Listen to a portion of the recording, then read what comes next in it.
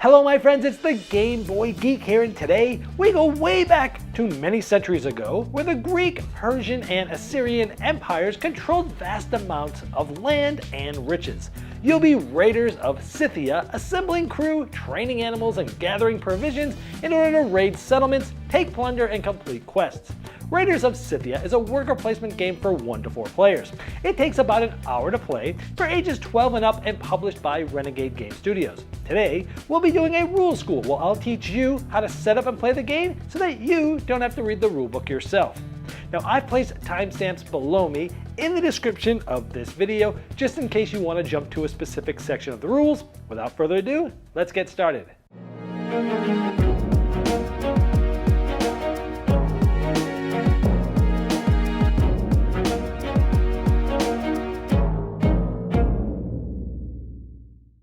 Raiders of Scythia is a 1 to 4 player worker placement game where you're going to be assembling your hero and crew.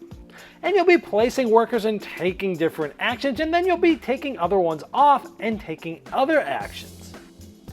You'll be adding to your crew over the course of the game, which gives you abilities and strength. And you'll also be adding eagles that do things like doubling the powers of your crew. And you'll be getting horses that give you more strength and more points at the end of the game. And you'll be raiding different places and getting points depending on the amount of strength that you have. You'll be rolling dice and seeing your strength and possibly plundering different resources and gaining new workers. That will open up quests to anybody to complete that will give them points at the end of the game. From the raids, you'll be getting even better workers and allow you to do things like raid Greece. And with those workers, you'll be able to take the better options of certain actions. So let's see how well you can place workers, retrieve workers, build up a crew, combo together powers, and add animals for special abilities. To set up, you'll place the main game board in the middle of the table. Next, you'll shuffle all of the quest tiles face down that look like this. Then you'll take the top 2 of those, you'll flip them face up like this, and you'll place them in the 2 boxes in the upper left part of the board, which is the Scythian village. Now just below the Scythian village, you'll see 3 areas. We have the Samaria, Assyria, and Persia. You're going to take from those shuffled quest tiles and place them face down in the boxes shown here. Now keep in mind that if you're playing with 3 players, you'll also add them here. If you're playing with 4 players, not only will you add them here, but you'll also add them here as the board shows. At this point, any unused quests can be placed back in the box unseen. Next, you're going to find all the resources. There's gold, equipment, wagons, and livestock. You're going to take all of these and you're going to place them into this plunder bag. And then from that plunder bag, you're going to randomly put out a certain amount onto each of the quest tiles that you've placed on the board, and the amount of them are in this blue icon here. So 4 of them, 4 of them, 3 of them, and 4 of them. You'll do this for every quest tile you've placed on the board. Now at the bottom of the board for Greece, you'll do the same thing, but you'll place them directly on the board. And once you're done with that, you can take all the rest of the resources that are in the plunder bag and just place them off to the side as a supply. Now to the supply, you're going to add the following: silver, wounds, dice, provisions, and kumis. Now above all the raid spaces, which are the places that we've placed the plunder on the quests, you'll place a worker of the specific color type above that. Like for example, this is a gray worker, we'll place one here, and you can place it so it covers both the worker and the plunder amount that we've already done. So they can sit on top of them just like this. Now you'll do this for all the areas that you've placed plunder at.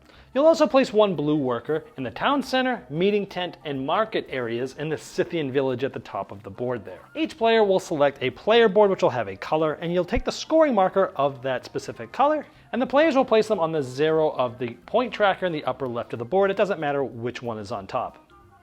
You'll also give each player 1 provision, 3 silver, and 1 blue worker. Now at this point, any workers that you still have that aren't placed on the board or given to a player can be removed from the game and placed in the box. You won't need them. Next, you're going to shuffle the hero deck, the crew deck, and the animal deck. Next to the main board, you can take the top 3 cards of this animal deck and place them face up. Also off to the side of the main board, you're going to take the hero deck and you're going to reveal a certain amount of cards depending on the amount of players. It's always going to be the number of players plus 1. So in this case, with 2 players, we'll place 3 of them up there. Then from the crew cards, you'll place 1 crew card next to each of the heroes that you've placed up. So there is a pair of hero card and crew card, and the amount of these is still the number of players plus 1. Now you'll randomly decide a start player. Then the last player in player order, meaning the player sitting to the right of the first player, will get to choose which pair of these they want first, meaning the start player is going to get the last choice. Each player will place their face-up hero card on the leftmost space of their player board, and they'll place their crew just to the space to the right of that. Now the unselected hero and the hero draw deck can be removed and placed back in the box. The crew draw deck is placed next to the board, and the unselected crew card is placed next to it face up like this. This will be the discard pile. Then each player is going to get dealt 5 crew cards from this deck, from which they're going to keep 3 of them, which means each player is discarding 2 cards into the discard pile. The kept crew cards are kept secret in your hand so others can't see it. Later on we'll show you how to hire them and get them out on your board. You can remove the AI Schemes deck and the 2 AI crew cards, as these are used for the solo game, which is going to be outside the scope of this video. The object of the game is to have the most points in the end, and during the game you'll mostly be getting points by raiding different settlements and getting a specific amount of points depending on the amount of strength you had. And you might possibly be scoring points at the end by having certain animals, completing quests, resources, and some different crew members as well. The game is played in a clockwise manner, and on your turn, you're simply going to place a worker, resolve its action, and then pick up a different worker and resolve its action. Now the top part of this board is the Scythian village. Anytime you place workers or pick up workers from here and you resolve those actions, those are known as working. Let's go through a few of those now. For example, everyone starts with 1 blue worker. And if you go to one of these spots, you can see this one costs a blue worker. This one can be a blue or a gray. We'll learn more about these other workers, gray and red, later. But you can go to some of these spots. So for example, I could take my worker and go here. You can only go to a spot that's open. So someone could not place where some of these other workers are. Now here it says blue or gray. I can take 2 provisions. Or if I had a red worker, I could take 3 provisions or a wagon. So in this case, I'll just take 2 provisions. And anytime you're gaining resources, you take them from the supply, and anytime you're spending them, you place them back in the supply. Speaking of resources, you have a maximum of 8 that you can have for silver, kumis, provisions, and crew cards. Now I've placed a worker and resolved the action. My next part of my turn, which both of these are mandatory, is you would pick up a different worker and resolve that action. So I could not pick this one up and resolve this again because I placed it this turn. I need to pick up one of these 3 in the first turn of the game. Now note, we're going to talk about placing in these areas here and raiding later, but please note that the workers that start off the game here, you can't pull those and do anything with them. You'll get those when you raid later. So when you're pulling back workers, you take the worker and place it in front of you and you resolve that action. Remember, it has to be a different one from the one you placed. So for example, if we took the one from the market, this would go in front of us, and you can either discard a card from your hand to get 2 silver, or you could discard 2 cards to get a wagon or an equipment from the supply. And remember, you start the game with some crew cards that you can be used to discard here. But instead of pulling back from the market, let's say we pick the worker from meeting tent, we can either draw 2 cards of the different crew members, or we could draw 1 crew member card and get 2 kumis, which is another resource you'll be using. And remember, when you're discarding crew members, they go to the discard pile, and if you're drawing them, they come from the top. So we've placed a worker, resolved its action, and picked up a different worker and resolved its action. It'd then be the next player's turn. Let's say it comes back to us, and remember, at the top of the board, we were in the Scythian village doing work or working. Now we're going to talk about how you do a raid. So let's say I go like this, and let's talk about how a raid works. In order to raid, you need, obviously, the right colored worker, as we just mentioned.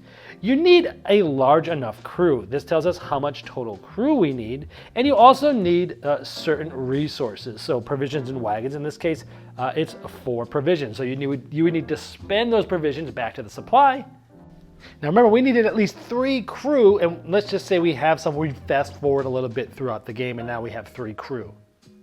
So we've placed our worker, we've made sure we had the right amount of crew, and we have paid the resources there. Now we're going to roll the dice. Now there is another optional step we'll talk about later, but you can roll the dice. And in this case, because we're in Assyria, we need to roll 1 red and 1 white die, but we might also be rolling a yellow die. Now we were coming in here to raid. Each of the 2 settlements in this area, we look to see if there's any gold. There's gold on 1 of them.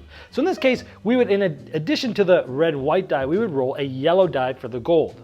Now, if instead of this being here, it was like this, we would actually roll 2 gold dice because 2 of the settlements that we're possibly raiding has gold on it. But having multiple gold on the same does not increase it. It's just going to be 0, 1, or 2 yellow dice you're going to roll. 2 if both of them have at least 1 gold on it. 1 yellow die if one of the 2 has gold on it. And you wouldn't roll any yellow dice if neither of these had any gold on it.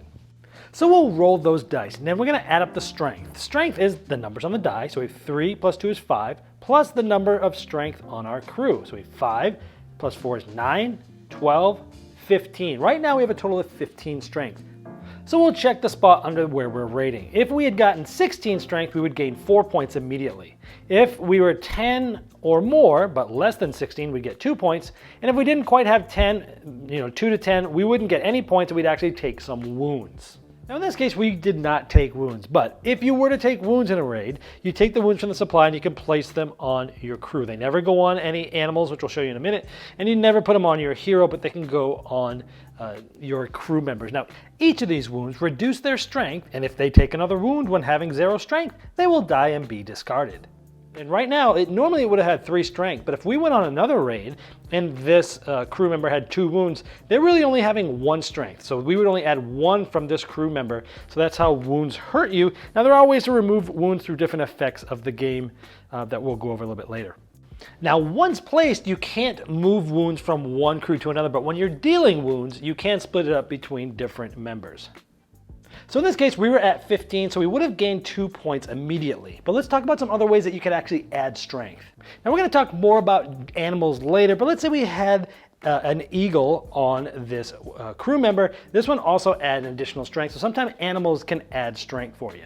And sometimes abilities from the different crew members can add or subtract strength or do different things. For example, like this one would have taken 2 less wounds when raiding Persia, for example. But some of them will actually give you strength if you're raiding in certain places and things like that. Now, I did talk about an optional step. Before you roll the dice, you can spend 1 kumis for each strength you want to add. So let's say we had 4, 5, 6, 7, 8, 9, 10. Let's say this animal was not here. We're at 10, and before we roll, we can spend as many of these as we want to give us an additional strength for each one of those before we roll. Now you can raid either of the 2 spots in that area, regardless of which of the 2 spots below your worker was placed in. In this case, we want to raid here. Now, after the raid, we essentially will plunder, so we will get this and add this to our supply. We'll actually take this worker. This is when the workers above these little quest tiles get taken. This gets put in front of us. Remember, we placed this one, and we will take this one and put it in front of us. Now we have a gray worker on our next turn. This will be the color worker that we place. This is how new workers and new colored workers get into the game. Then we are going to take the quest tile and we are going to flip it up like this. These are going to be available later. We'll talk more about quests in just a moment. And if you're curious about the dice distribution when raiding, you can see the red, white, and yellow dice distribution at the bottom of the board. So now that you know how raids work and strength and crew and a little bit of animals, let's talk about some of these other different spots you can go to when working. If you go to the Silversmith, you simply, if it's a blue work, you get 3 silver, or if it's a gray or red worker, you'd get 2 silver. Now, if you go to a spot that doesn't have any worker prerequisite colors, you can place any worker type there. Now, with the barracks, if you go there, or you activate it, you have 2 options. One is to hire crew. Now when you hire a crew, you're going to spend this amount of silver. In this case 2, you can place it in any spot on your board. If you place an empty spot, that's fine. Once they're in a spot, you cannot move them to a different spot. If your board is full or you want to place it where another crew member is, you simply discard the previous crew member. And you can have multiples of the same crew name. For example, this one is the Enforcer. You could have another one of those. Now the other option here is to spend 1 kumis and you can remove 2 wounds from crew members. When activating the Chief's Tent, you can either spend 1 livestock to gain 2 provisions and a kumis, or you can complete a quest. Now, if you remember, some of the quests get flipped up after they've been raided, and any of them that are face up can be done regardless of where they are when you finish a quest. Now, here it just means you have to discard cards so that you have a total strength of 5. It doesn't matter how many cards you discard from your hand, but you can do that. And if you have a strength of 5 or more, then you'll get the 3 points. But this doesn't happen to the end of the game. If you complete a quest, you simply put it face down near your board, and you'll get those points at the end of the game. And completed quests never get refilled because if you remember, you put all the extra ones away at the beginning of the game. And also remember that there are 2 face-up quests in the Scythian village at the beginning of the game that can be completed. If you activate the stables, you can either pay 2 silver to get an eagle, or you can turn in 1 equipment to get a horse. Now when you gain one of these, an eagle or a horse respectively, you take one of the 3 cards that are face up next to the animal deck. Once a card is taken, it immediately will be replaced from the deck. If this deck ever runs out, you simply will shuffle the discard pile of the animals and create a new deck. When placing an animal, you must slide it underneath your player board. For example, the eagle slides in like this, so it's on top of one of the crew members. You'll usually place it on a crew member like this, but you can place it in an empty spot like this if you want to. However, once it's placed, you can't move it for the rest of the game. And conversely, for the horse, you'll be sliding it underneath just like this. And they do different things like giving you strength in battle and giving you points at the end of the game. And the eagles do things like being able to activate abilities on your crew member cards directly below it in the bottom right of that specific crew member's card, about right here.